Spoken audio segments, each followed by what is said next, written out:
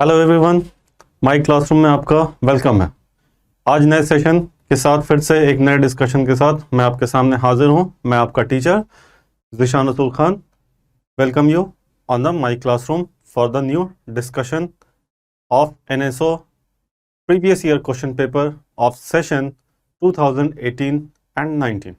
So, if you are following us since early time, so you are well aware that we have been providing you the content or the solution of NSO past previous paper. Okay, so पहले हमने आपके साथ discuss किया session 2021-22 that is 2021-22, right?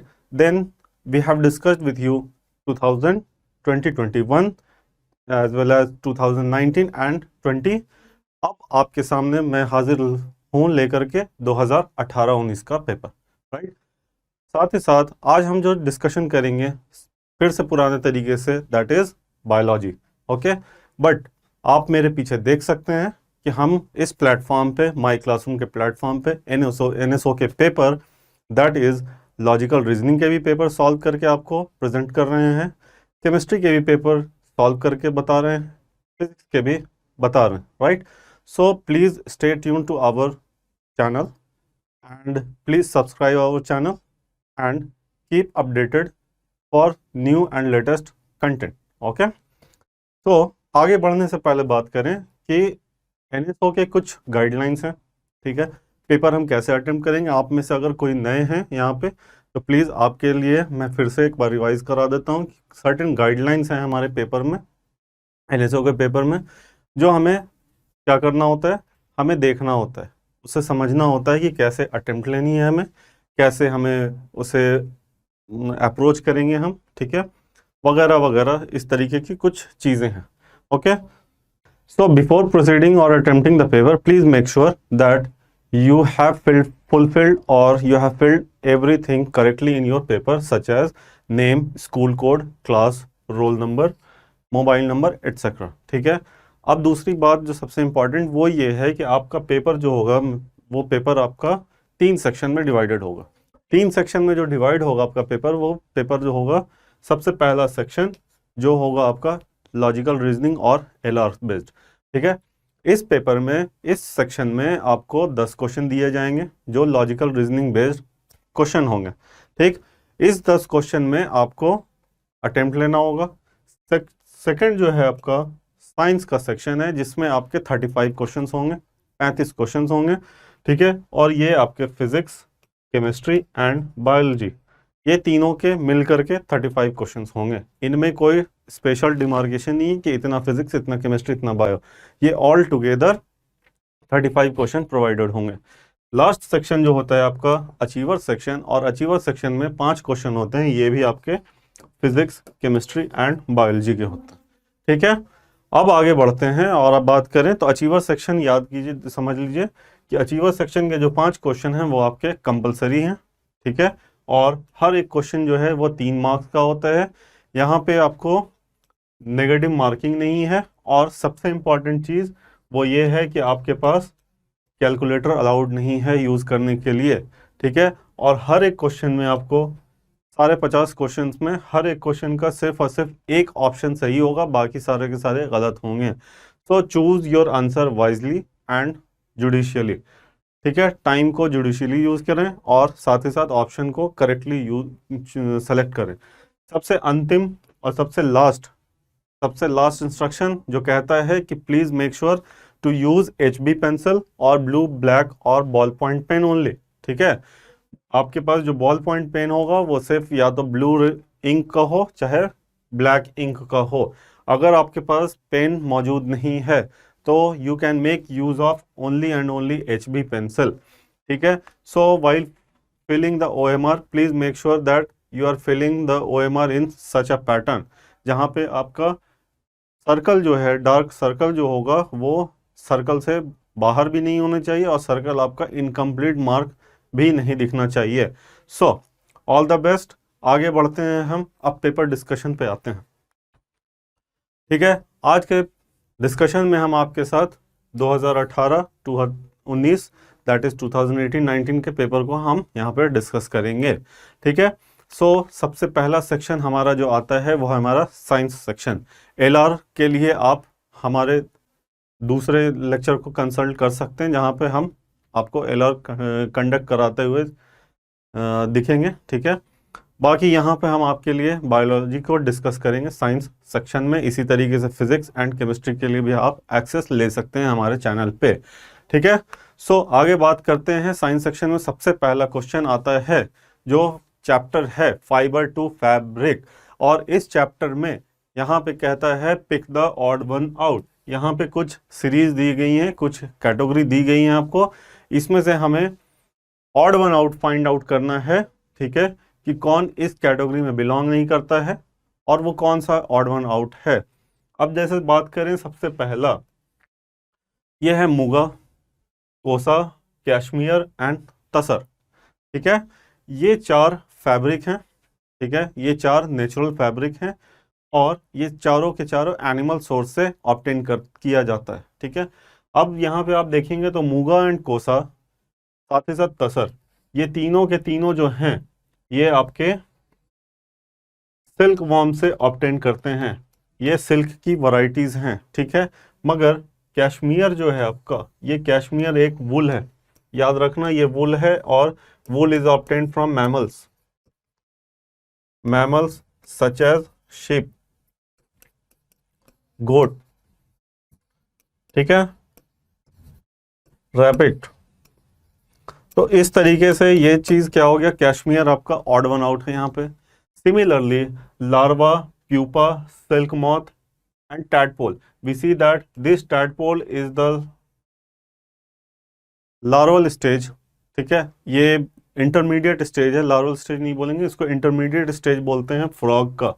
ये frog का intermediate stage है। ठीक है, मगर larva, pupa and silk moth जो हैं ये सारे के सारे इंटरमीडिएट स्टेज हैं, किसके, सिल्क वर्म के। ठीक है, तो ये ऑड वन आउट आपका टैडपोल यहाँ पे है। उसी तरीके से पाटनवाड़ी, मारवाड़ी, पश्मीना एंड लोही।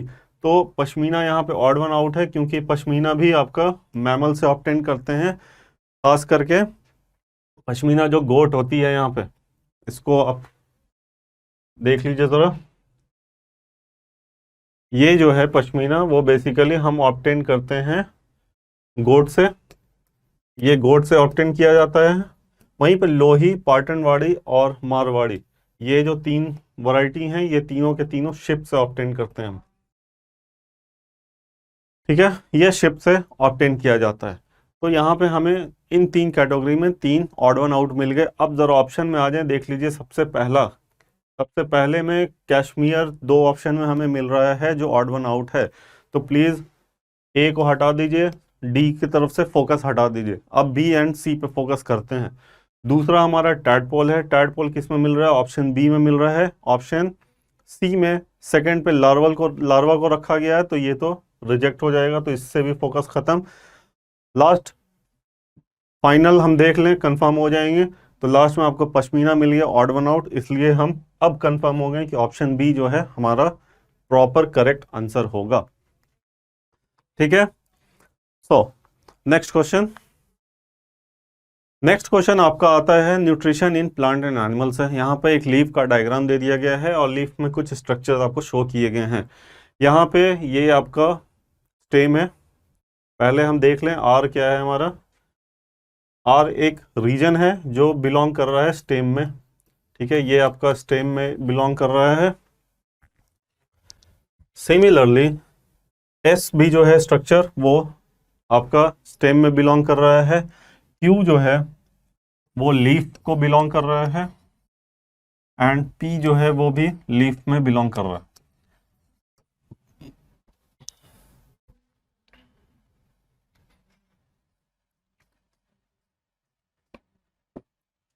अब करेक्टली अगर हम बात करें कि ये जो लेबल्ड पार्ट हैं ये बेसिकली हैं क्या, ठीक है, ये लेबल पार्ट जो हैं आपके वो बेसिकली हैं क्या, उस बारे में जरा बात कर लें। तो पी देखिए, ये आर जो है, आर कहीं ना कहीं ये अपवर्ड द प्लांट जाता हुआ दिख रहा है, साथ ही साथ उसी रीजन से एस से वो डाउनवर्ड द प्लांट आता हुआ दिख रहा है।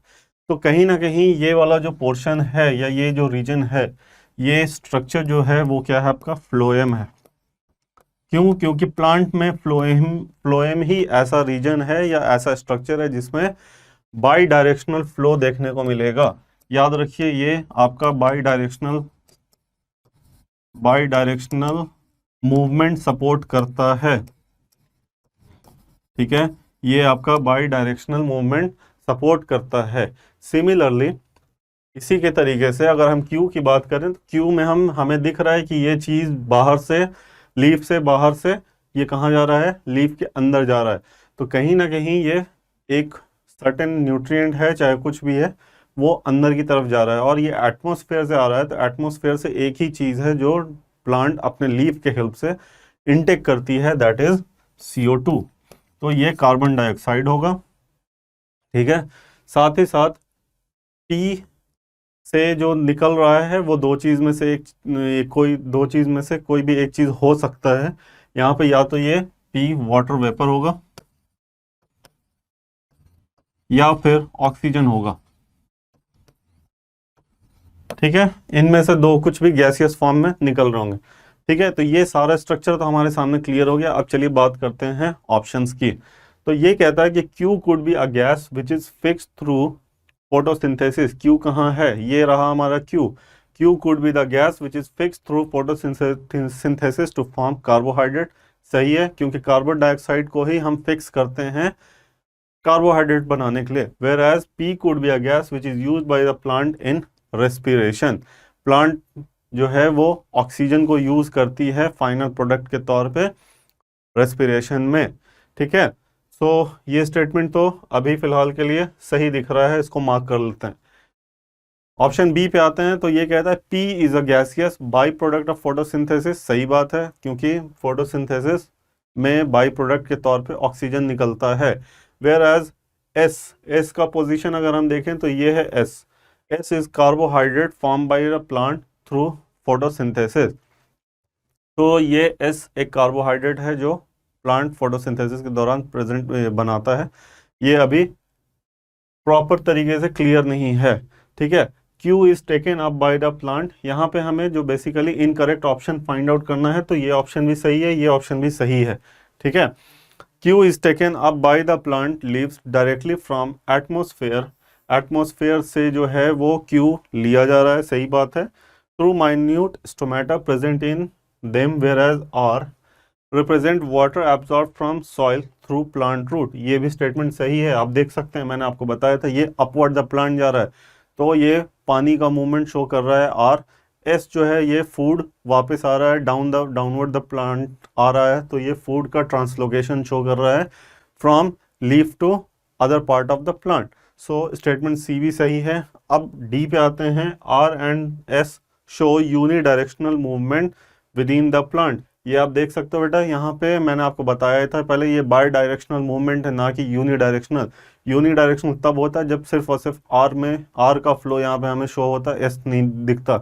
ठीक है, या एस दिख रहा होता, आर नहीं होता।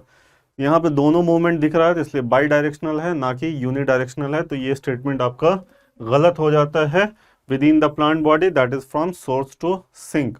तो ये जो स्टेटमेंट है ये गलत है, इसलिए हमारा जो सबसे बेहतर आंसर जो होगा वो ऑप्शन डी होगा, and that this is the only incorrect statement given here.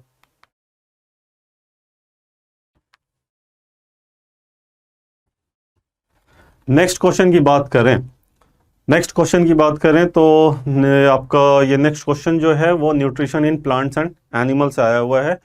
इसमें कहता है कि एक कंडीशन दे दी गई है। ठीक है, एक पेशेंट है जिसका नाम वरुण है और उसका सर्जिकली क्या कर दिया गया है, गॉल ब्लैडर रिमूव कर दिया गया है। तो गॉल ब्लैडर को सर्जिकली जो रिमूव करते हैं, इस पूरे फेनोमेनन या इस पूरे ऑपरेशन को जो हम बोलते हैं, इसे बोलते हैं हम कोलेसिस्टेक्टोमी।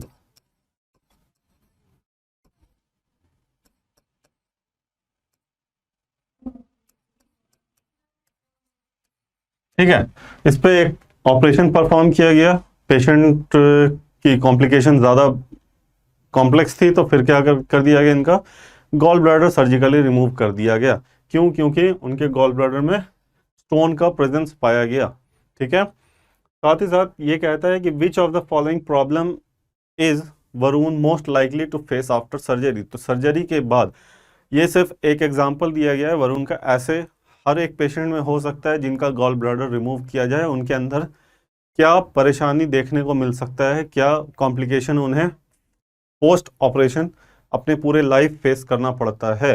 तो उससे पहले, इस पूरे ऑप्शन को डिस्कस करने से पहले हम गॉल ब्लैडर को जान लें।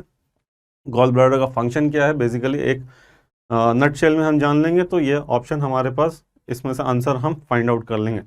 गॉल ब्लैडर आपको पता है, गॉल ब्लैडर जो है आपका वो स्टोरेज ऑर्गन के तौर पे यूज होता है।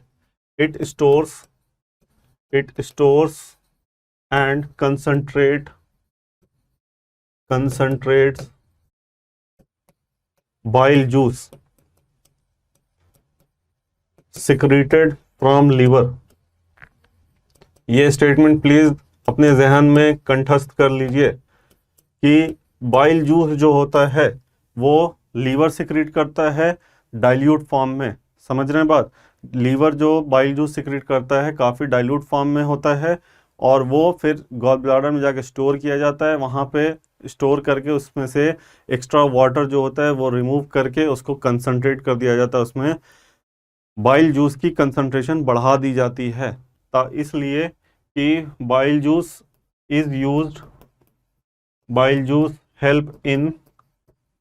Helps in fat digestion. ठीक है, और फैट डाइजेशन जो आपका होता है, फैट डाइजेशन जो होता है, इस प्रोसेस को हम बोलते हैं इमल्सिफिकेशन। तो ये सारा चीज़ मैं आपके सामने लिख दे रहा हूँ, अगर कल को कभी भी ज़रूरत हो तो प्लीज़ इसको रेफ़र कर सकते हैं।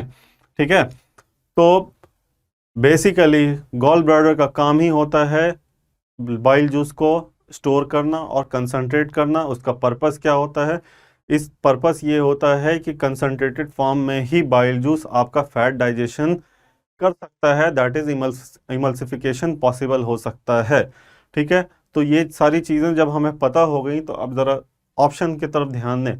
तो ये कहता है कि Varun would not be able to digest carbohydrate and protein properly because gallbladder store bile which consist of amylase and pepsin enzyme। तो ये पूरा का पूरा स्टेटमेंट गलत है। क्यों? क्योंकि स्टोर तो कर रहा है बट वो सिर्फ और सिर्फ बाइल जूस को, ना कि अमाइलेज एंड पेप्सिन। तो ये वर्ड अगर ना होते तो ये हो सकता था, बट दूसरा जो चीज़ इसको और गलत कर रहा है वो ये है कि कार्बोहाइड्रेट एंड प्रोटीन का डाइजेशन दिया गया नहीं। बाइल जूस के हेल्प से, मैं बार बार बोल रहा हूँ, फैट डाइजेशन में ये हेल्प करता है। ऑप्शन बी देखें, Varun would not be able to digest fats properly because gall bladder store bile juice which help in emulsification of fat. देखो, अभी तक जो चीज़ डिस्कस किया था वो एक सेंटेंस में आपके सामने समराइज फॉर्म में दे दिया गया है। ठीक है, तो ये स्टेटमेंट सही है। स्टेटमेंट नंबर सी को ज़रा चेक कर लें क्या कहता है। Varun would not be able to digest fat. देखो, ये भी कह रहा है कि डाइजेस्ट फैट नहीं होगा प्रॉपरली, मगर आगे देखो कंट्रोवर्शियल स्टेटमेंट है, because gall bladder secrete bile juice. देखो यहीं पर कंट्रोवर्सी है, सिक्रीट बाइल जूस नहीं, ये store and concentrate bile juice. Secretion का काम किसका है? सिक्रीशन का काम लीवर का है। ठीक है, which helps in digestion of fat. तो इसके 3 पार्ट थे, 3 पार्ट में से एक पार्ट गलत हो गया और उसने पूरे स्टेटमेंट को गलती करवा दी। ठीक है, इसलिए क्वेश्चन को प्लीज़, ऑप्शन को अच्छे से पढ़ें, बार बार पढ़ें, ध्यानपूर्वक पढ़ें, एग्जाम में ऐसे ही आपको कंफ्यूज किया जाएगा। ठीक है, ऑप्शन डी कहता है Varun would not be able to absorb vitamin B and C properly because gallbladder secrete bile which help in the absorption of these minerals। तो ये इसकी रिक्वायरमेंट नहीं है, ये एक्स्ट्रा में ऐसे ही दे दिया गया। विटामिन बी एंड सी हमारे बॉडी में डायरेक्ट एब्जॉर्ब हो जाता है because they are water soluble vitamin. ठीक है, so option B is the correct answer for your question. Next question की बात करें तो नेक्स्ट क्वेश्चन है आपका फाइबर टू फैब्रिक से। यहाँ पे एक फिर से एक एक्टिविटी के तौर पे एक कंडीशनल बेस्ड क्वेश्चन है। इसमें क्या है, तरु को एक फैब्रिक मफलर के फैब्रिक को टेस्ट करना था कि जो उसका मफलर है वो किस फैब्रिक से बना हुआ है, तो उसने क्या किया, एक छोटा सा उसमें से एक टुकड़ा, एक स्ट्रैंड उस मफलर का काट करके निकाल लिया, ठीक है, और उसको बर्न किया। बर्न करने पे उसके उसे टिपिकली हेयर जैसे बर्न होता है वैसा महक आना शुरू हुआ, जलने की जो बू थी वो कैसी आई, हेयर के बर्न जलने जैसी, ठीक है। सो उस उसका कंक्लूजन ये निकला कि कहीं ना कहीं उसका जो मफलर है वो किसका बना हुआ, किस फाइबर का बना हुआ, क्या वो कॉटन का बना हुआ था, नहीं। सिल्क का बना हुआ था, नहीं। ये वुल का बना हुआ था, और ये पॉलिस्टर का है, नहीं, ठीक है। कॉटन एंड सिल्क का अगर ये बना होता तो ये आपका हेयर बर्न के जैसा महक नहीं देगा, क्योंकि ये प्लांट सोर्स के प्रोडक्ट हैं, ये प्लांट सोर्स से आते हैं। सॉरी, सिल्क, एक minute, sorry sorry, please make a correction here. Cotton जो है आपका प्लांट से आ रहा है, और सिल्क जो है, silk is a bad conductor, ये हीट हीट को क्या करता है, ट्रैप करके रख नहीं पाता है, ठीक है। ये हीट को ट्रैप नहीं कर पाता, तो इसको वुलन के लिए हम यूज करते ही नहीं हैं, ठीक है। सिल्क वॉर्म से इसको ऑब्टेन करते हैं हम, तो ये वुलन प्रोडक्ट में तो यूज होता ही नहीं है। वूल से ही हम मफलर बना रहे हैं, क्योंकि ये इंसुलेट करता है हमें प्रॉपरली कोल्ड के अगेंस्ट, ठीक है। और पॉलिस्टर का महक जो होता है वो कभी भी, ये आर्टिफिशियल है, पॉलिस्टर जो है आपका वो आर्टिफिशियल है, तो कभी भी ये नेचुरल हेयर की तरह ये बर्न का महक इसमें से नहीं आएगा। So please mark this option, option C is your correct answer. Next question कहता है, यहाँ पे एक सिल्क वर्म का लाइफ साइकिल दिया हुआ है। ये दिखा रहा है कि ये पहले एक सिल्क वर्म था, ठीक है, ये एक ककून में कन्वर्ट होता है, फिर ये एक प्रॉपर मॉथ में कन्वर्ट हुआ, उसके बाद फिर ये एक पत्ते पे अपना जा करके एग ले करके हैच कर रहा है, ठीक है। तो ये एक PQRS के फॉर्म में एक स्टेज दे दिया गया है। अब जरा यहाँ पे क्वेश्चन पे आते हैं, तो ये क्वेश्चन कहता है कि refer to the given figure showing life cycle of an insect and statement associated with it. यहाँ पे हमें करेक्ट ऑप्शन फाइंड आउट करना है। तो सबसे पहला जो होगा, commercial silk is obtain from which stage. तो कॉमर्शियल सिल्क जो ऑब्टेन करते हैं वो ऑब्टेन करते हैं हम ककून स्टेज से, ठीक है। ये है हमारा cocoon, that is R. R जो है वो है क्या है, आपका ककून है। ककून स्टेज से ऑब्टेन करते हैं, तो यहाँ पे हम आर फिल कर देंगे, ठीक है। अब ये कहता है कि dash stage, second stage undergoes 4 moults to become dash third, ठीक है। तो इसमें से कौन है जो वो मोल्टिंग स्टेज में इन्वॉल्व होता है, तो याद रखिएगा मोल्टिंग में इन्वॉल्व होने वाला जो स्टेज है वो क्यू है। So this will undergo moulting, ठीक है, 4 मोल्टिंग स्टेज में जाएगा, और उसके बाद ये फिर आर बनेगा। So from here to here होने के लिए 4 स्टेज इन्वॉल्व होते हैं। So this will be the Q and this will be the R. So according to that, we see that option C is the correct answer for our question. ठीक है, सो यहाँ पे answer जो है आपका वो ऑप्शन थर्ड होगा।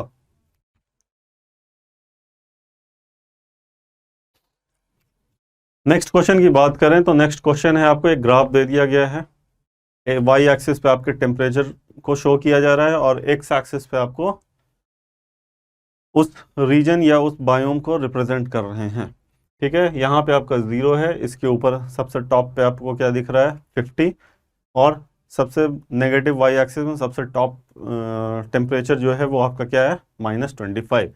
अब देखो, ये जो पी स्टेज है, ये पी स्टेज जो है कहीं ना कहीं ये इंटरमीडिएट, कहीं ना कहीं बीच में बैठ रहा है, किसके, ये बैठ रहा है आपके 0 से 50 के बीच में। तो इसका मतलब है कहीं ना कहीं ये ट्रॉपिकल रीजन है, ये ट्रॉपिकल रीजन है। सिमिलरली रीजन आर जो है आपका वो -25 डिग्री पे है, तो ये कहीं ना कहीं पोलर रीजन है, ठीक है। सिमिलरली एस जो है वो 50 डिग्री के आसपास में आ रहा है, तो ये कहीं ना कहीं डेजर्ट एनवायरनमेंट है। और ये जो क्यू है वो उस पर आपको 0 डिग्री सेल्सियस का टेम्परेचर देखने को मिल रहा है, तो ये कहीं ना कहीं हिली रीजन है, माउंटेनियस रीजन है, जहाँ पे स्नोफॉल होता रहता है साल भर, वहाँ पे आपको क्या है, स्नो देखने को मिल रहा है, जैसे लेट सपोज हिमालयन रीजन जो जैसे होते हैं, ठीक है। तो ये आपका इस तरीके से 4 डिस्ट्रीब्यूशन देखने को मिल रहा है। अब बात करते हैं कि identify labelled part part P and S, P to S and select the correct statement. यहाँ पे हमें करेक्ट स्टेटमेंट फाइंड आउट करनी है। तो ये कहता है कि animal inhabiting S possess blubber, क्या इस रीजन में मिलने वाले जानवर में ब्लबर मिलेगा? ये डेजर्ट में है और डेजर्ट वाले एनिमल में कभी भी ब्लबर नहीं देखने को मिलता, तो ये स्टेटमेंट गलत। ऑप्शन बी पे आ जाए। ऑप्शन बी कहता है animal inhabiting R may have small body appendages to reduce the expose surface area. जी बिल्कुल बात सही है। पोलर इलाके में आर रीजन में रहने वाले, ठंडे प्रदेश में रहने वाले जानवर जो होते हैं, उनके बॉडी अपेंडेजेस जो होते हैं वो काफ़ी छोटे रखे जाते हैं। क्यों? ताकि सरफेस एरिया उनकी कम कर दी जाए और हीट लॉस जो हो वो क्या हो, कम से कम वहाँ पे होता रहे, ठीक है। वहीं पे इसका रिवर्स आपको डेजर्ट में देखने को मिलेगा। वहाँ पे उनके अपेंडेजेस काफ़ी बड़े होते हैं ताकि वो अपने आप को ज़्यादा से ज़्यादा इंसुलेट करके रख सकें, प्रोटेक्ट कर सकें, ठीक है, और हीट लॉस के थ्रू डिहाइड्रेशन को प्रिवेंट कर सकें। So this statement is correct. Animal inhabiting P do not drink water. P region में, पी इज द ट्रॉपिकल, यहाँ पे पानी की तादाद जो है, कंसंट्रेशन बहुत ज़्यादा आराम से मिल जाती है। सो क्या यहाँ पे यहाँ के जानवर पानी के लिए तो डिफिशिएंट है नहीं, तो उनको पानी नहीं पीने की तो कोई ज़रूरत ही नहीं, ठीक है, तो वो पानी अच्छे तरीके से पिएंगे। So animal inhabiting P do not drink water and use only metabolic water to fulfil their water requirement. ये भी स्टेटमेंट आपका गलत है। एनिमल इनहैबिटिंग क्यू, ये क्यू है, अंडरगो एस्टिवेशन, गलत बात है। एस्टिवेशन आपको पी से एस के बीच में वाले रीजन में देखने को मिलेगा, ठीक है। Whereas animal inhabiting S region undergo hibernation. Hibernation जो है टिपिकल कैरेक्टर है क्यू से आर के स्टेज में जो भी एनिमल मिलते हैं। सो इसलिए ऑप्शन डी भी यहाँ पे गलत हो जाएगा, ठीक है। इस तरीके से आपका जो करेक्ट आंसर है वो आंसर आपका ऑप्शन बी होगा।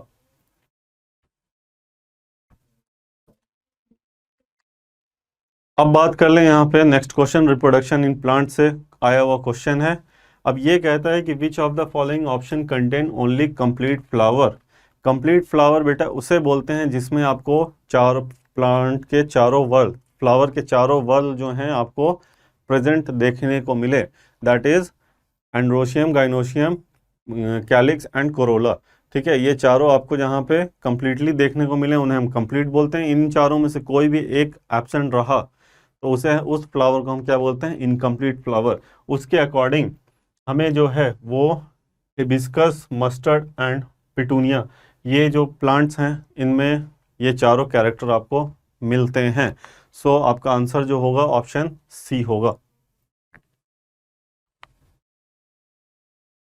नेक्स्ट क्वेश्चन आपका आता है natural resources and their conservation से।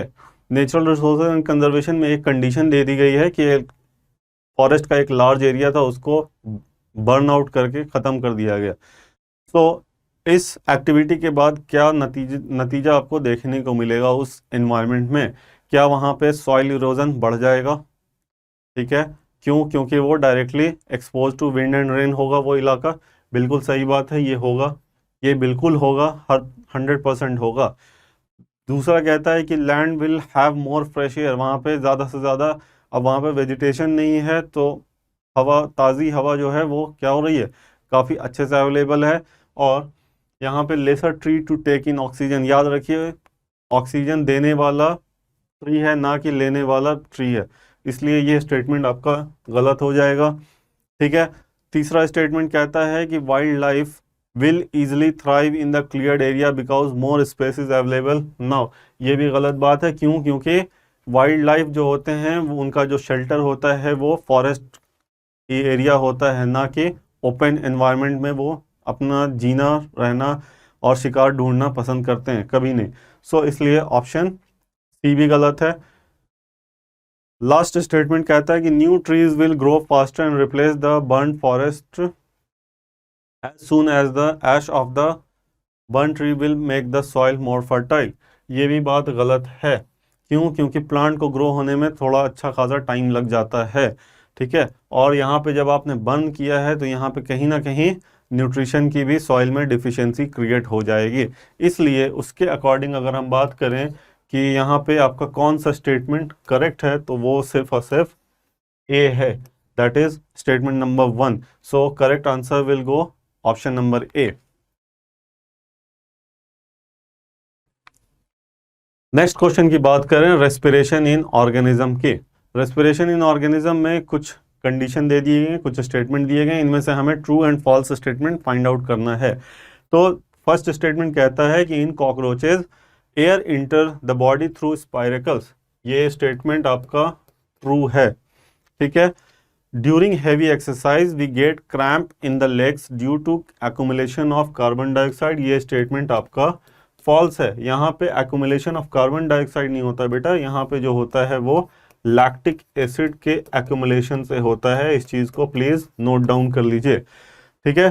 स्टेटमेंट नंबर 3 कहता है कि normal range of breathing rate per minute in an average adult person at rest is 12 to 18 breath per minute. तो ये स्टेटमेंट जो है ये भी आपका ट्रू है, ठीक है। स्टेटमेंट नंबर 4 कहता है during exhalation the ribs move upward. During exhalation क्या आपका रिब जो है वो अपवर्ड होता है? चलिए अब डेमोन्स्ट्रेट करके दिखाता हूं आपको।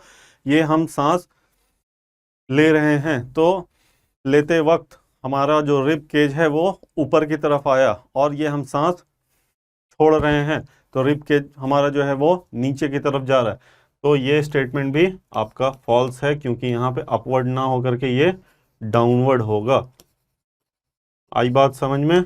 इसलिए अब हमारे पास जो कंडीशन है उस कंडीशन के हिसाब से पहला स्टेटमेंट ट्रू, पहला स्टेटमेंट ट्रू, तीन ऑप्शन में मिल गया, ठीक है। अब थोड़ा और फिल्टर कर लें तो उसके अकॉर्डिंग ए तो ऐसे ही रिजेक्ट हो जाता है। सेकंड स्टेटमेंट कहता है हमारा फॉल्स। क्या सेकंड स्टेटमेंट किस में फॉल्स मिला? बी में नहीं मिल रहा है और डी में भी नहीं मिल रहा है, तो ऑब्वियस चॉइस कौन सा हो गया? Option C. तो सारे कंडीशन हमारे ऑप्शन सी में फुलफिल हो रहे हैं, इसलिए हमारा जो आंसर जाएगा वो ऑप्शन सी आएगा। ओके, नेक्स्ट क्वेश्चन फिर से आता है आपका रेस्पिरेशन इन ऑर्गेनिज्म से। यहाँ पे एक डायग्राम दे दिया गया है रिब का। यहाँ पे देखिए आपका रेस्पिरेटरी स्ट्रक्चर यहाँ पे शो किया गया है, डायफ्राम, लंग्स का मूवमेंट, रिब का मूवमेंट, इस तरीके से है। और ये कब दी कंडीशन क्या है हमारे पास? जब हम इनहेलेशन कर रहे हैं, ब्रीथ इन एयर, ये इनहेलेशन को रिप्रेजेंट किया जा रहा है, ठीक है। तो अब ये पूछता है कि ड्यूरिंग इनहेलेशन, अभी मैंने आपको डेमोन्स्ट्रेट किया था इससे पहले वाले क्वेश्चन में, चलिए फिर से डेमोन्स्ट्रेशन करते हैं। ये अब देखो हम सांस ले रहे हैं, सांस लिया तो रिब केज क्या हमारा अप एंड आउट हुआ, डाउन एंड इन हुआ? ये हमारा रिब केज, फिर से देखो रिब केज ऊपर की तरफ आ रहा है, तो दो ऑप्शन में हमें अप एंड आउट देखने को मिल रहा है, इसलिए ऑप्शन ए एंड डी को भी आउट ऑफ फोकस कीजिए, सिर्फ ध्यान लगाइए ऑप्शन बी एंड सी पे। क्या डायफ्राम कॉन्ट्रैक्ट हो रहा है? ये है प्रेजेंस ऑफ डायफ्राम, इस लोकेशन पर डायफ्राम। सांस अंदर की तरफ खींचा तो डायफ्राम भी क्या होगा? रिलैक्स होगा, ठीक है, ना कि कॉन्ट्रैक्ट होगा। कॉन्ट्रैक्ट होता तो ये चीज हमारी सिकुड़ती, तो ऑप्शन सी यहां से रिजेक्ट हो जाता है। अब देखो ऑप्शन बी और कैसे सही होगा।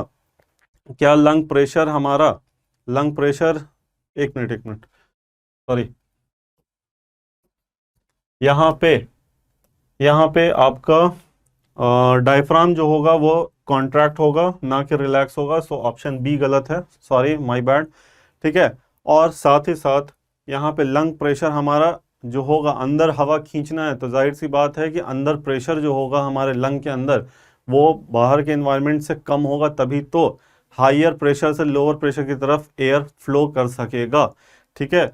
तो वो कंडीशन जैसे ही फुलफिल होगा तब हम इनहेल कर पाएंगे। एक्सहेल करना होगा तो आउटर एनवायरनमेंट के प्रेशर से कहीं ना कहीं बाहर के अंदर के प्रेशर को ज़्यादा होना पड़ेगा, ठीक है। तो इस वजह से हम एक्सहेल कर सकते हैं या कर पाते हैं। ये देखिए सांस खींचा तो इसका मतलब है कि प्रेशर अंदर कम हुआ, सांस छोड़ रहे हैं तो इसका मतलब प्रेशर बाहर कम है और हमारा ज़्यादा है अंदर की साइड, इसलिए option C will be the correct answer for your question, ठीक है।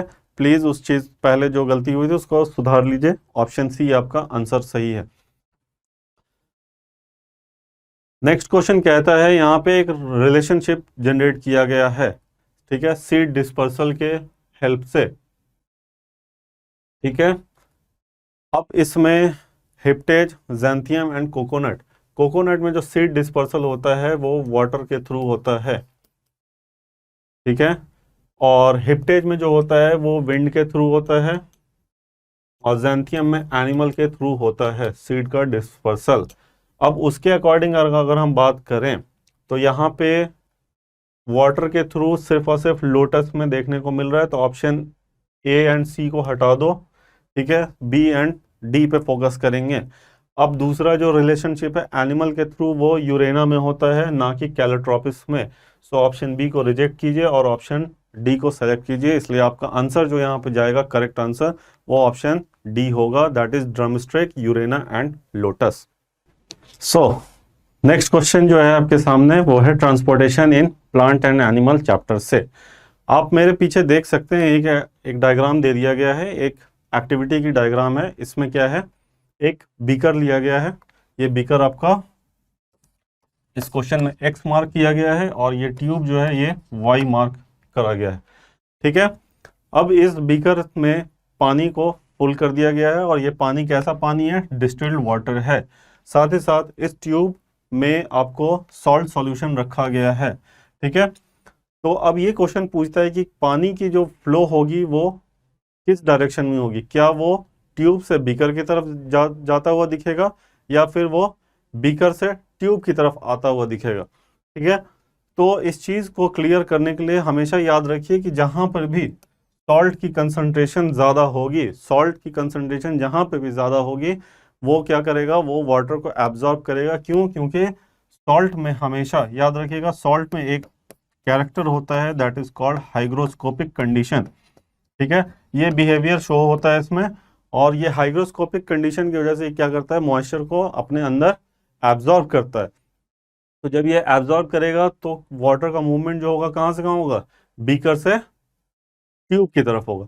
तो जब बीकर से ट्यूब की तरफ होगा तो बीकर का वॉल्यूम, वाटर का जो वॉल्यूम होगा वो क्या होगा, डिक्रीज करेगा। तो पानी का जो फ्लो होगा वो कहाँ से कहाँ है, इधर को इधर हो रहा है। तो बीकर में जो वॉल्यूम है, volume of beaker, beaker water, ठीक है, वो क्या होगा हमारा, वो घटेगा। Similarly volume of water in tube, in tube वो क्या होगा, वो इंक्रीज करेगा। सो सिर्फ और सिर्फ एक ही ऑप्शन इस कंडीशन को फुलफिल कर रहा है, that is option number A, that is x, volume of water in x will decrease while in why it will increase.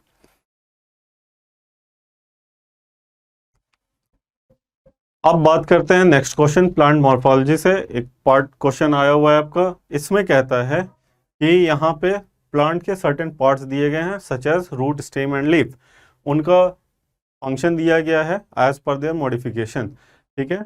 और उसमें ये सर्टेन एक प्लांट्स हैं जो P Q R S T and you के टर्म में denote कर दिए गए हैं आपके सामने। अब हमें फाइंड करना है कि इनमें से कौन सा प्लांट इस ऑप्शन में दिया गया है और कौन से हैं जो बिलोंग करते हैं। अब for example option number A का हेल्प लेते हैं। यहाँ पे क्लू आपके सामने दे दिया गया है। तो क्लू क्या कहता है कि पी कुड बी बिटल, क्या पी बिटल हो सकता है? जी, root modification in betel is use for climbing, ठीक है। और इस लिहाज से हमारे पास बिटल जो है वो क्या होगा, हमारा पी हो सकता है, ठीक है। अब ये कहता है S could be bougainvillea, S कहाँ पे है, ये रहा एस, स्टेम मॉडिफिकेशन में, ठीक है, फॉर केस ऑफ प्रोटेक्शन। तो बोगनविलिया में स्टेम का modification for case of protection जो होता है वो होता है प्रेजेंस ऑफ थॉर्न, ठीक है, spines and thorn. So S could B A bougainvillea, ये भी स्टेटमेंट सही दिख रहा है। यू कुड बी ओपुंशिया, कैसे हो सकता है, देखिए लीफ का modification for reduction in water loss is found in plant U and U could be opuntia and opuntia is an example of desert plant। और desert plant में ये condition हर तरीके से देखने को मिलती है हमें, इसलिए अब ज़्यादा डिटेल में इधर ना जा करके हम ऑप्शन ए को सेलेक्ट करते हैं कि option A is the correct answer for this question. अब देखिए फॉर एग्जांपल जैसे Q could be a ginger, Q जो बिलोंग करता है स्टोरेज मॉडिफिकेशन के लिए और रूट का, तो ये जिंजर जो है आपका स्टेम मॉडिफिकेशन शो करता है, इसलिए ऑप्शन बी ऐसे ही रिजेक्ट होगा। P could be ivy, R could be spinach and T could be orchid. ये सारे मॉडिफिकेशन इन तीनों प्लांट में नहीं देखने को मिलते हैं। P could be a tapioca, S could be rose and U could be bougainvillea. Bougainvillea में रिडक्शन इन वाटर लॉस के लिए मॉडिफिकेशन नहीं होता है, तो ये रिजेक्ट होगा। अभी हमने ऊपर देखा स्टेटमेंट ए में। साथ ही साथ एस कुड बी रोज, रोज में जो होता है वो मॉडिफिकेशन प्रोटेक्शन के लिए स्टेम का नहीं होता है, लीफ का होता है। ठीक है, तो ये भी आपका गलत होगा, ऑप्शन नंबर डी भी गलत, इसलिए ऑप्शन ए आपका सही आंसर है इस क्वेश्चन के लिए। नेक्स्ट क्वेश्चन की बात करें natural resources and their conservation से। यहाँ पे सर्टेन डेटा प्रोवाइड किए गए हैं, टाइप ऑफ सॉइल और उनका परकोलेशन रेट, मतलब उससे वाटर कितना जल्दी एब्जॉर्ब हो रहा है जमीन की तरफ, उसका मूवमेंट हो रहा है। एक्स में हम देखते हैं कि 4 मिलीलीटर पर मिनट है। ठीक है, सिमिलरली वाई में 10 मिलीलीटर पर मिनट है एंड जेड में 7 मिलीलीटर पर मिनट है। तो ये सबसे ज़्यादा है और ये सबसे कम है, तो लोवेस्ट जो हमें इसमें मिल रहा है एंड हाईएस्ट इसमें, मैक्सिमम इसमें मिल रहा है हमें। ठीक है, और ये इंटरमीडिएट है, इन दोनों के बीच में है। अब इसके अकॉर्डिंग कौन सा सॉइल हम किसको प्रेफर करेंगे किस क्रॉप के लिए, वो जरा जान लें। तो ये कहता है कि identify soil X Y and Z, वो अब हम आइडेंटिफाई करेंगे इसके हेल्प से। तो soil X could be most suitable for growing paddy, paddy grow करने के लिए कहीं ना कहीं एलुवियल सॉइल या क्लेई सॉइल होना चाहिए। तो एक्स जो है आपका वो कहीं ना कहीं क्लेई सॉइल है। ठीक है, X is clayey soil. Similarly soil Z could be most suitable for growing cotton, Z में हम देख रहे हैं कि इंटरमीडिएट है, ज़्यादा इसमें पानी जल्दी न ठहर रहा है ना रुक, मतलब रह रहा है। ठीक है, तो ये कहीं ना कहीं इंटरमीडिएट स्टेज शो कर रहा है और this is good for growing of cotton plant. ठीक है, तो ये भी बात सही है। So this will be the black soil. Intermediate वाला जो कंडीशन शो कर रहा है वो कौन है आपका, ब्लैक सॉइल है। ठीक है, soil Y could be ploughed easily whereas soil X would be difficult to plough. ठीक है, वाई में सबसे ज़्यादा परकोलेशन रेट है, तो इसका मतलब है कि इसके जो पार्टिकल्स हैं वो काफ़ी लूज पैक्ड हैं in comparison to X and Y. ठीक है, सो इसमें प्लॉइंग जो है काफ़ी आसान है, मगर सॉइल एक्स में प्लॉइंग डिफिकल्ट है क्योंकि इनके पार्टिकल्स काफ़ी क्लोजली पैक्ड हैं, तो वहाँ पे आपको प्लॉइंग करना थोड़ा डिफिकल्ट होगा। ये स्टेटमेंट भी सही है, और ये जो सॉइल का कंडीशन होगा ये कहीं ना कहीं सैंडी सॉइल है। ठीक है, तो इस तरीके से हमें ये आइडेंटिफाई हो गए। अब इसके अकॉर्डिंग ये भी सही है, ये भी सही है, ये भी सही है, ऑप्शन ए बी एंड सी तीनों सही हैं। तो अब बचा सिर्फ और सिर्फ नन ऑफ दिस। तो हमारे लिए जो है आइडेंटिफाई करना है कि इनकरेक्ट स्टेटमेंट रिगार्डिंग देम कौन सा है, तो वो सिर्फ और सिर्फ option number D that is none of these होगा। ठीक है, आइए नेक्स्ट क्वेश्चन की बात करें। तो नेक्स्ट क्वेश्चन कहता है कि यहाँ पे 3 type transportation in plant and animal से, कि यहाँ पे 3 टाइप ऑफ ब्लड सेल्स दिए गए हैं एक्स वाई एंड जेड। ठीक है, यहाँ पे इनके फीचर्स भी दे दिए गए हैं ताकि क्लू के तौर पर हम उन्हें पहचान सकें। तो ये पहला क्लू क्या दिया जा रहा है कि एक्स जो है उसमें biconcave shape disc shape structure होता है ये, और इसमें हीमोग्लोबिन होता है। तो हीमोग्लोबिन मिलने वाला सेल हमारे ब्लड में एक ही है, that is X will be the RBC। ठीक है, Y protect us from many disease and help in fighting infection, so Y will be WBC। ठीक है, साथ ही साथ ये कहता है Z help in blood clotting, और ये फंक्शन सिर्फ और सिर्फ एक ही का है, दैट इज प्लेटलेट। और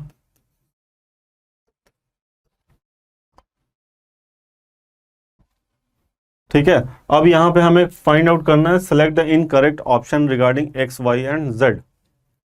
थ्रोम्बोसाइट और प्लेटलेट यहाँ पे इसका काम ही होता है आपका ब्लड क्लॉटिंग में। तो people living in higher altitude have higher X count as compare to living people living in plain, ये बात सही है।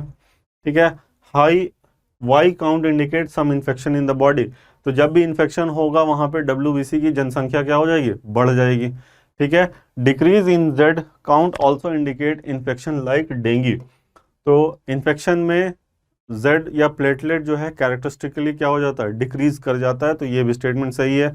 ये कहता है people with very low X count continue to bleed even from minor injury as their blood do not clot, तो ये statement गलत है, क्योंकि ब्लड क्लॉटिंग का काम ये जो है वो जेड, ब्लड क्लॉटिंग का काम जेड का है ना कि एक्स का है।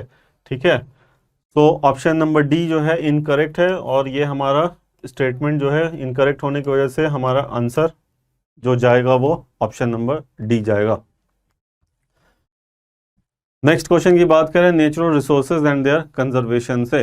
नेचुरल रिसोर्सेज एंड कंजर्वेशन में एक पैराग्राफ दिया गया है, जरा इसको पढ़ लें। ये कहता है the organism P and Q occur on the forest floor, forest के निचले तबके में ये ग्रो करते हैं। ठीक है, they convert the dead and organic waste generated in forest into simpler substance which can be reused by organism are for their growth and development, तो कहीं ना कहीं आर जो है पी एंड क्यू से ऊपर स्ट्रेटा में मिलता है। ठीक है, और पी एंड क्यू सबसे लोअर स्ट्रेटा में मिल रहा है, तो identify P Q and R. अब देखो यहाँ पे क्लू क्या है, कि क्लू ये कहता है कि डेड ऑर्गेनिक वेस्ट को ये रिसाइकल कर रहा है पी एंड क्यू, तो जाहिर सी बात है ये पी एंड क्यू जो होंगे वो आपके डिकम्पोजर होंगे, डिकम्पोजर। और डिकम्पोजर की पॉपुलेशन में जो आता है वो दो माइक्रोब आता है, वो है आपका फंगस, फंजाई और बैक्टीरिया। ठीक है, बैक्टीरिया एंड फंजाई। अब देखिए P and Q could be bacteria and fungi respectively, whereas R could be a plant. सही बात है, आर जो मैंने आपको बताया कि अपर स्ट्रेटा में मिल रहे हैं, फॉर ये यूटिलाइज कर रहे हैं available resources in present in the soil for their growth and development. So जाहिर सी बात है कि आर जो होगा वो प्लांट होगा, पी एंड क्यू आपका ऑर्गेनिक वेस्ट को डिकम्पोज और रिसाइकिल करने में हेल्प कर रहा है, तो वो बैक्टीरिया एंड फंजाई होंगे। P and Q could be bacteria. ठीक है, पी एंड क्यू बैक्टीरिया हो सकता है एंड प्लांट रिस्पेक्टिवली नहीं, प्लांट डिकम्पोजिशन में इन्वॉल्व नहीं होता है। ठीक है, whereas R can could be fungi, so ये स्टेटमेंट आपका गलत होगा, P and Q R bacteria and plant गलत है। P and Q could be plant and animal respectively गलत बात है, and P and Q could be herbivores whereas R could be detritivores, ये भी स्टेटमेंट गलत है। ठीक है, so option A is the correct answer for your question. Next question की बात करें, नर्वस सिस्टम से आपका क्वेश्चन आया हुआ है कि which of the following is not a reflex action. Reflex action वो एक्शन होता है जिसमें आपका ब्रेन इन्वॉल्व नहीं होता, वहां पे स्पाइनल कॉर्ड डिसीजन मेकिंग में इन्वॉल्व होता है। ठीक है, ब्लिंकिंग ऑफ आई, आंख हम अपने से बंद कर रहे हैं खोल रहे हैं, ये हमारा ब्लिंकिंग ऑफ आई जो है रिफ्लेक्स एक्शन का एग्जाम्पल है।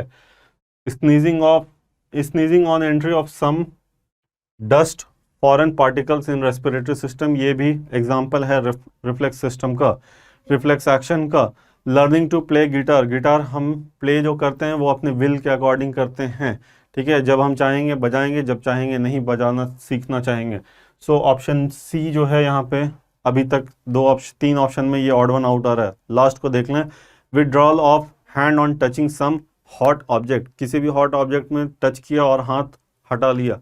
ठीक है, ये भी कंडीशन कहीं ना कहीं रिफ्लेक्स एक्शन है, इसलिए यहाँ पे आंसर जो आपका जाएगा वो आंसर ऑप्शन सी होगा। चलिए अब लास्ट स्टेज अचीवर सेक्शन के जो 5 क्वेश्चन हैं उसमें से अब देखें कि इस 5 सेक्शन में आपका बायो का सेक्शन में से कितने क्वेश्चन इस अचीवर सेक्शन में आए हुए हैं 2018-19 के पेपर में। ठीक है, सबसे पहला क्वेश्चन जो आया है अचीवर सेक्शन में वो है आपका natural resources and their conservation. तो आगे बढ़ने से पहले इस फ्लो चार्ट को ज़रा एक बार गौर से देख लें। ये कहता है कि एक फूड वेब है, फूड चेन दिया गया आपको। ठीक है, इसमें प्लांट को फीड कौन कर रहा है, इंसेक्ट को खाने वाला कौन है, बर्ड को खाने वाला कौन है, हॉक है। इसके अकॉर्डिंग ये कहता है कि एक ऑपरेशन किया गया इस रीजन में, इस फूड चेन में, और वहाँ पे पेस्टिसाइड छिड़क दिया गया, ठीक है, सॉरी इंसेक्टिसाइड छिड़क दिया गया इस इंसेक्ट को मारने के लिए। तो अब ये पूछता है कि इसमें से कौन सा ऐसा ग्राफ रिप्रेजेंट करेगा कि इस फूड चेन में डिस्टर्बेंस जो है वो करेक्टली यहाँ पे डिस्क्राइब की जा रही है।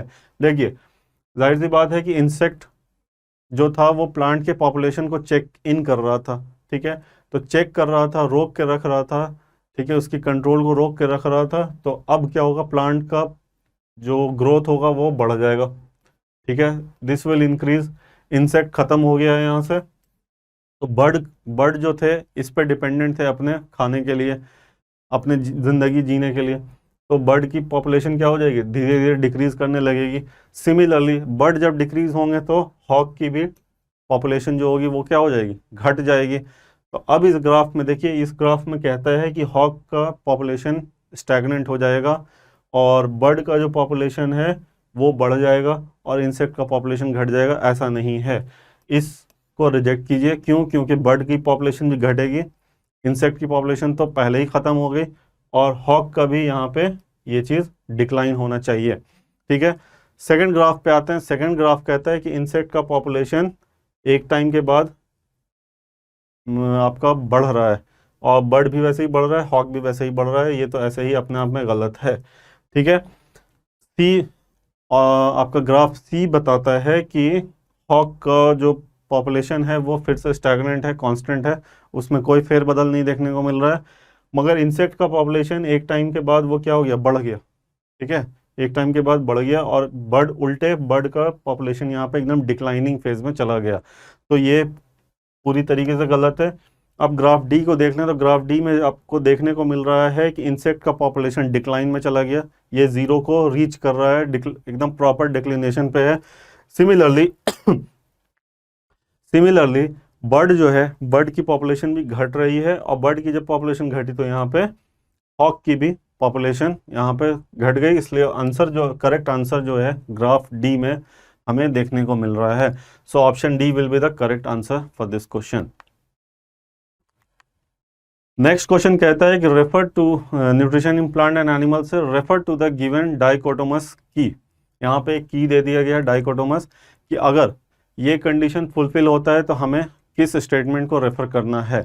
जैसे अगर एक ऑर्गेनिज्म है वो अपना कार्बोहाइड्रेट खुद से सिंथेसाइज कर रहा है तो हमें स्टेटमेंट 2 को इन्वॉल्व करना होगा इस क्वेश्चन को सॉल्व करने के लिए, ठीक है। अगर वो सिंथेसाइज नहीं कर पा रहा है अपना कार्बोहाइड्रेट तो हम फिर स्टेटमेंट नंबर 3 का हेल्प लेंगे। सिमिलरली ये कहता है, अब जरा यहाँ पर देख लें क्या कहना, यहाँ पे हमें फाइंड आउट करना है select the option which correctly identify P and T, ठीक है। पी कहता है it grows in nitrogen deficient soil. ये एक ऐसा ऑर्गेनिज्म है जो नाइट्रोजन डिफिशियंट सॉइल में आसानी से ग्रो कर सकता है, ठीक है। और इस सारे ऑप्शन में एक ही ऑर्गेनिज्म है जो नाइट्रोजन डिफिशियंट सॉइल में ग्रो कर सकता है आसानी से, वो है डायनिया। डायनिया जो है वो प्रॉपर एग्जांपल है जहाँ ऐसा ऑर्गेनिज्म है, ऐसा प्लांट है जो आपको नाइट्रोजन डिफिशियंट सॉइल में आसानी से ग्रो कर सकता है, ठीक है। It depends on living host for water and mineral. अगर ऐसा ऑर्गेनिज्म जो वाटर एंड मिनरल के लिए अपने लिविंग होस्ट पर डिपेंडेंट है, इसका मतलब है कहीं ना कहीं वो पैरासिटिक हो सकता है, ठीक है, लिविंग होस्ट पे अपने सारे न्यूट्रिशन के लिए वो डिपेंडेंट है। तो हम स्टेटमेंट नंबर 4 का हेल्प लेंगे कि क्या वो हमारा स्टेम पैरासाइट हो सकता है, क्या वो रूट पैरासाइट हो सकता है, ठीक है। अब ज़रा बात करें, यहाँ पे हमें जो है सबसे पहला पी मिल गया। फिर से आते हैं कि it is a stem parasite, ठीक है, नाइट्रोजन डिफिशिएंट सॉइल में तो ग्रो कर गया। यहाँ पे आपका क्यू होना चाहिए, यहाँ पे टाइपिंग मिस्टेक है, प्लीज़ इसको सही कर लीजिए, ये क्यू होगा। अब क्यू के लिए क्लू दे दिया गया है कि it is a stem parasite. Stem parasite सारे ऑर्गेनिज्म में सिर्फ और सिर्फ एक है, दैट इज़ कस्कूटा। और कस्कूटा जो हमें दिखने को मिल रहा है वो 3 ऑप्शन में मिल रहे हैं, बट क्यू के कैटेगरी में बिलोंग कर रहा है सिर्फ और सिर्फ ऑप्शन डी में, ठीक है। अब ज़रा हम फाइंड आउट करें आर के बारे में। आर कहता है, आर का हिंट दे दिया गया है, it is a root parasite. और रूट पैरासाइट का प्रॉपर एग्जांपल आपका रेफ्लेशिया है। रेफ्लेशिया आपको यहाँ पे चारों ऑप्शन में तो हैं, बट आर की कैटेगरी में सिर्फ और सिर्फ डी ऑप्शन में देखने को मिल रहा है। ठीक है, अब एस की बात कर लें, it is a stem parasite, it is also stem parasite. ठीक है, मगर स्टेम पैरासाइट होने के लिए क्या कंडीशन था कि it depends on living host for water and mineral. ठीक है, living host for water and mineral, और इस कंडीशन को सिर्फ और सिर्फ एक ऑर्गेनिज्म फुलफिल करता है, दैट इज मिसल्टो। मिसल्टो भी प्रॉपरली आपको ऑप्शन डी में प्लेस्ड है। ठीक है, अब फिर बात करें रूट पैरासाइट। रूट पैरासाइट के लिए फिर से हम देखेंगे water and mineral dependency create हो रही है लिविंग होस्ट पे। ठीक है, यहाँ पे लिविंग होस्ट पे डिपेंडेंसी है और ये रूट पैरासाइट है, और रूट पैरासाइट के हिसाब से सिर्फ और सिर्फ सैंडलवुड है। So option D will be the correct answer for our question. Next question, यहाँ पे वेन डायग्राम दे दिया गया है आपको। वेन डायग्राम को जरा एक बार देख लें। ये कहता है कि ये जेड है, ठीक है, एनिमल जेड है जिसके अंदर एंडोस्केलेटन मौजूद है। उसी तरीके से एक ऐसा वेन डायग्राम है जिसमें ऐसे एनिमल्स हैं जिनके अंदर स्ट्रीमलाइन बॉडी देखने को मिलती है, और ये तीसरा वेन डायग्राम है, तीसरा रीजन है जिसमें ऐसे एनिमल मिलते हैं जिनमें स्टिकी पैड देखने को मिलते हैं। ठीक है, अब इस फीचर को यूज़ करके हमें इनकरेक्ट स्टेटमेंट या इनकरेक्ट फीचर कैरेक्टरिस्टिक को यहाँ पे फाइंड आउट करना है और उसको ऑड वन आउट को निकालना है। अब ये कहता है वाई इज़ अ पेंगुइन। ठीक है, Y is a penguin, wings modified into flipper, wings modified into flipper and possess blubber। ये दोनों कैरेक्टर इसके कैरेक्टरिस्टिक हैं, तो ये ऑप्शन सही है। ठीक है, ये करेक्ट स्टेटमेंट है। उसी तरीके से Z जो है कैमिलियन है, और कैमिलियन में लॉन्ग स्टिकी टंग होता है, लंबा जीभ होता है और स्टिकी होता है, ताकि उसी टंग के हेल्प से वो क्या करता है, अपना शिकार पकड़ता है। प्रीहेंसाइल टेल, टेल जो होती है वो राउंडेड होती है पीछे की तरफ और वो घूम जाती है, और ये भी कैरेक्टर किस में है, कैमिलियन का कैरेक्टरिस्टिक है। अब ये कहता है X is octopus bear 8 arms. X यहाँ पे कहता है कि एक्स वैसे रीजन में आ रहा है जहाँ पे एंडोस्केलेटन भी है, साथ ही साथ इसके अंदर स्टिकी पैड है, तो इसके पास 8 आर्म्स तो हैं। ये it squirts ink to escape predator. ठीक है, बट इसके अंदर एंडोस्केलेटन नहीं होता है, so X is rejected here. अगर एंडोस्केलेटन एब्सेंस होता तब हम इसको कंसीडर कर लेते, बट यहाँ पे साफ लिखा गया है एनिमल विच पोजेस एंडोस्केलेटन, तो एक्स यहाँ पर रिजेक्ट होगा। जेड की बात करें तो यहाँ पे जेड कहता है पेंगोलिन के बारे में। पेंगोलिन में armoured shell as body covering होती है फॉर प्रोटेक्शन एंड डिफेंस। ठीक है, ability to curl into a ball when threaten, जब भी इन पर अटैक होता है तो ये अपने आप को उस आर्मर्ड शेल के अंदर अपने आप को कवर कर लेते हैं और बॉल के शक्ल में कन्वर्ट हो जाते हैं। ठीक है, सो जेड पेंगोलिन का भी सही एग्जांपल, सही कैरेक्टर दे दिया गया है, तो सिर्फ और सिर्फ ऑड वन आउट जो है हमारा वो कौन है, option C, that is octopus. So हमारा आंसर जो होगा ऑप्शन सी होगा। सो बच्चों, अगर आपको हमारा कंटेंट अच्छा लग रहा है तो प्लीज़ हम आपको और भी अच्छे अच्छे कंटेंट ला करके दे सकते हैं। इसके लिए अगर कोई भी डाउट हो रही है तो प्लीज़ कमेंट बॉक्स में इस चीज़ को आप लिख सकते हैं, ताकि हम उस पर और मेहनत करके आपके लिए कंटेंट लेकर के आएँ। अगर आप हमसे और अच्छे तरीके से जुड़ना चाहते हैं तो प्लीज़ हमें इस URL पे फॉलो करके हमें आप रीच कर सकते हैं। इसके अलावा आप हमारे एक्सेस या आप अपने एक्सेस को हमारी तरफ बढ़ा सकते हैं, वो गूगल प्ले स्टोर से हमारे ऐप को डाउनलोड करके आप वहाँ से भी हमें एक्सेस कर सकते हैं। अगर वेबसाइट एक्सेस करने में आपको प्रॉब्लम है तो नॉर्मल फ़ोन में आप अपने एक ऐप को इंस्टॉल कर सकते हैं माई क्लासरूम के नाम से, वहाँ से आप हमें रीच कर सकते हैं। इसके अलावा हमारी प्रेजेंस सोशल मीडिया पे भी है, और सोशल मीडिया पे फेसबुक एंड इंस्टाग्राम पे भी आप हमें रीच आउट कर सकते हैं। So thank you for showing patience and giving us a valuable time. आशा करता हूँ कि ये आज का डिस्कशन भी आपके लिए काफ़ी हेल्पफुल होगा। ठीक है, इसी उम्मीद पे यहाँ पे अब हम साइन ऑफ करेंगे।